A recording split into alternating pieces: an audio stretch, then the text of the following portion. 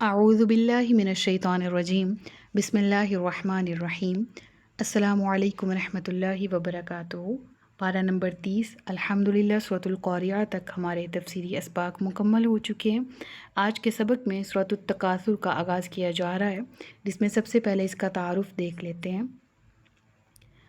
سورۃ التکاثر مکی سورہ ہے۔ حضرت ابو حیان علامہ شوکانی رحمۃ اللہ تعالیٰ علیہ، ان تمام علماء کے نزدیک، مفسرین کے نزدیک یہ سورہ مکی ہے، لیکن امام جلال الدین سیوطی رحمۃ اللہ تعالیٰ علیہ، ان کا ایک قول ہے کہ آپ فرماتے ہیں مشہور یہی ہے کہ یہ سورہ مکی ہے، لیکن بعض روایات ایسی ہیں جن کی بنا پر اس سورہ کو مدنی بھی کہا گیا ہے، اور ان روایات میں سے ایک یہ ہے کہ حضرت ابن ابی حاتم نے حضرت ابو بریدہ رضی اللہ تعالیٰ عنہ کی روایت نقل کی ہے کہ یہ سورہ انصار کے 2 قبیلوں یعنی بنی حارثہ اور بنی الحارث کے بارے میں نازل ہوئی۔ اب انصار کے 2 قبیلے ہیں تو یہ سورہ ان کے بارے میں ہے، تو ڈیفینیٹلی ہجرت کے بعد کی سورہ ہے، کیونکہ ہجرت کے بعد ہی مدینہ موو کیا تھا مسلمانوں اور رسول اللہ صلی اللہ علیہ وآلہ وسلم نے۔ ٹھیک ہے، تو بہرحال شان نزول کی طرف چلتے ہیں۔ آپ فرماتے کہ دونوں قبیلوں نے ایک دوسرے کے مقابلے میں اپنے زندہ آدمیوں کے مفاخر بیان کیے، ان کی خوبیاں بیان کی، اور پھر قبرستان جا جا کر اپنے مرے ہوئے لوگوں کے مفاخر پیش کیے، ان کی خوبیاں اور یہ قصے، یہ کہانیاں کہ یہ فلاں تھا ہمارا، اور یہ فلاں سے ہمارا یہ تعلق تھا، اور یہ اتنا عظیم انسان تھا، اور یہ فلاں اور فلاں۔ اس پر ارشاد الہی نازل ہوا اور کہا گیا الہاکم التکاثر، اور پھر اگلی آیت حتی زرتم المقابر، یعنی تمہیں غافل کیے رکھا بہت کی طلب نے، یہاں تک کہ تم قبروں کو پہنچ جاتے ہو۔ تو بہرحال ایک یہ شان نزول اس سورہ کے ساتھ جوڑا ضرور جاتا ہے، لیکن اگین ہم اسی اپنے اسلوب کی طرف جائیں گے کہ اگر کسی سورہ سے کسی واقعے کو ریلیٹ کیا جاتا ہے تو اس کی 2 صورتیں نکل سکتی ہیں۔ ایک یہ کہ وہ سورہ ممکن ہے کہ پہلے نازل ہوئی ہو، اور دوسرا یہ کہ اس واقعے کے ساتھ وہ اتنی ریلیٹ کرتی ہو اور اس واقعے کے ساتھ وہ اس قدر مشہور ہو جائے کہ ڈزنٹ مین دیٹ کہ یہ اسی وقت نازل ہوئی ہوگی۔ ٹھیک ہے، تو بہرحال ہم بھی اسی اسلوب کو فالو کرتے ہیں، اور یہ بات ہمارے سامنے آ تو گئی، لیکن ہم نے اقوال بھی پڑھ لیے اور اس کی ریزن بھی پڑھ لی کہ اس کو مدنی کیوں کہا جاتا ہے۔ باقی واللہ تعالی اعلم۔ رکوع اور آیات کی تعداد اس سورہ میں 1 رکوع ہے، کل 8 آیات ہیں۔ تکاثر اس کو کیوں نام دیا گیا؟ تکاثر کا معنی مال، اولاد اور خادموں کی کثرت پر فخر کرنا ہے، اور اس سورہ کی پہلی آیت میں یہ لفظ موجود ہے، اور اسی مناسبت سے اس سورہ کو سورۃ التکاثر کہا جاتا ہے۔ سورۃ التکاثر کی فضیلت کے اعتبار سے ایک حدیث بھی ہم پڑھ لیتے ہیں حصول برکت کے لیے۔ یہ حضرت عبداللہ بن عمر رضی اللہ تعالیٰ عنہما سے روایت ہے۔ آپ فرماتے ہیں نبی کریم صلی اللہ علیہ وآلہ وسلم نے ارشاد فرمایا، کیا تم میں سے کوئی اس کی طاقت نہیں رکھتا کہ وہ روزانہ 1000 آیتوں کی تلاوت کرے؟ تو صحابہ کرام علیہم الرضوان نے عرض کی، اس کی طاقت کون رکھتا ہے؟ ارشاد فرمایا، کیا تم میں کوئی روزانہ الہاکم التکاثر پڑھنے کی طاقت نہیں رکھتا؟ یعنی یہ سورہ پڑھنا ثواب میں 1000 آیات پڑھنے کے برابر ہے۔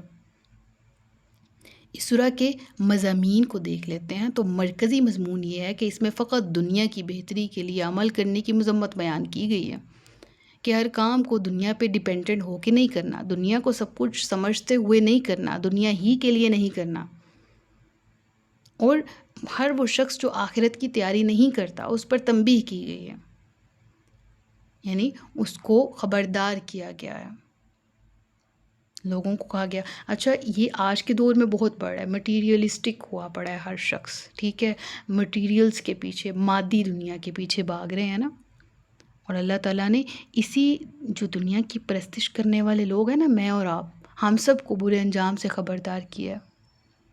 اللہ فرماتا ہے کہ مرتے دم تک زیادہ سے زیادہ مال، دولت، دنیاوی فائدے، لذتیں، جاہ و اقتدار حاصل کرنے کی کوشش میں تم لوگ ایک دوسرے سے بازی لینے میں پوری زندگیاں صرف کر جاتے ہو، انہی چیزوں کے حصول پر فخر کرنے میں تم لگے رہتے ہو، اور تمہاری زندگی یوں ہی ویسٹڈ ہو جاتی ہے اسی طلب کے چکر میں، اسی کثرت کو پانے کے چکر میں، اسی سینس آف سپیریورٹی کو فیل کرنے کے چکر میں، یہاں تک کہ تم قبروں کی طرف چلے جاؤ. تم یعنی مرتے دم تک تمہارا یہ کمپٹیشن ختم نہیں ہوتا. اور یہ کمپٹیشن ہے ہی تمہارا دنیا کے لیے، دنیا کی طلب کے لیے، دنیا کے بہتری کی طرف لے کے جانے کے لیے.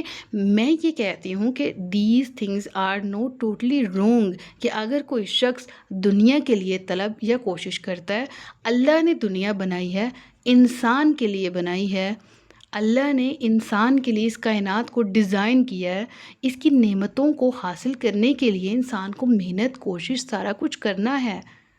لیکن پھر حلال طریقے رب العالمین نے بتائے ہیں، اور پھر رب العالمین نے کہا ہے دیکھو مجھے نہ بھول جانا، دیکھو میری بتائی ہوئی تعلیمات کو نہ بھول جانا، دیکھو اسی کائنات کو سب کچھ سمجھتے ہوئے اس پر ڈیپینڈنٹ نہ ہو جانا، دیکھو آخرت سے غفلت نہ برتنا.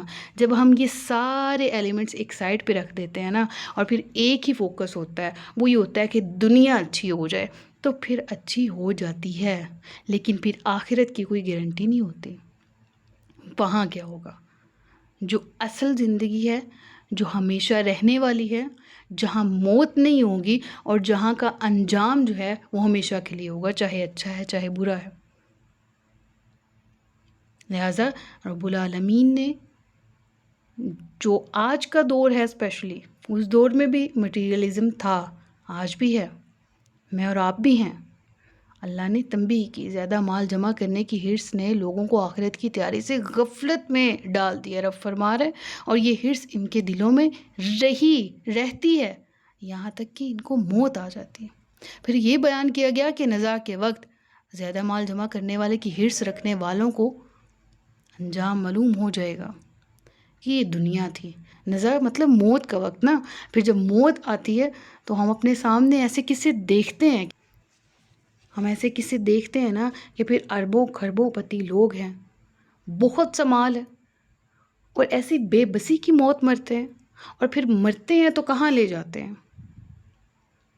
اور یہی حال ہمارا آپ کا ہونا ہے. اتنا ارن کرنے کی، اتنا سیو کرنے کی کوشش کریں جتنا دنیا میں رہنے کے لیے اسد ضروری ہے. اس سے زیادہ کثرت پھر پیٹ نہیں بھرتی.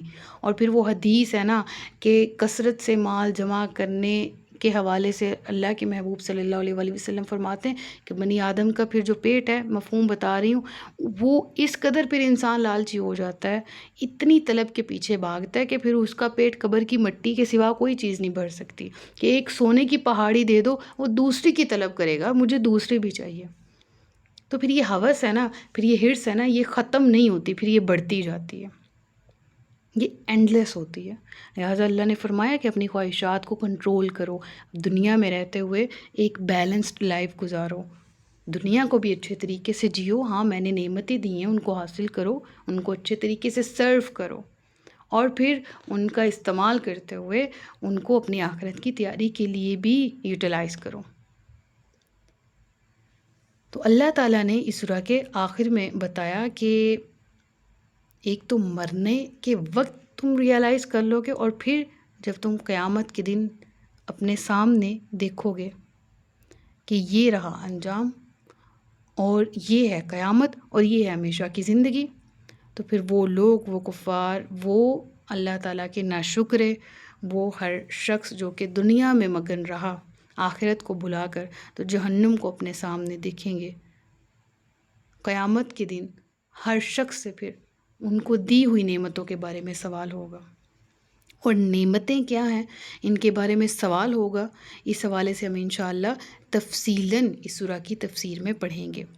اب اس کو سورۃ القاریہ سے ریلیٹ کریں تو ان دونوں صورتوں کی آپس میں جو کو ریلیونس ہے وہ قیامت سے ریلیونٹ ہی ہے.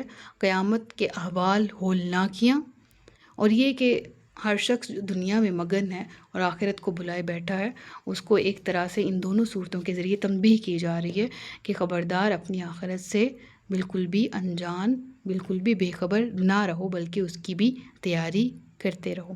تو یہاں تک کہ سورہ کا انٹروڈکشن مکمل ہوتا ہے۔ انشاءاللہ اگلے سبق میں ہم اس کی تفسیر کی طرف چلیں گے۔ اپنا بہت سا خیال رکھیے گا، مجھے دعاؤں میں یاد رکھیے گا۔ السلام علیکم ورحمۃ اللہ وبرکاتہ۔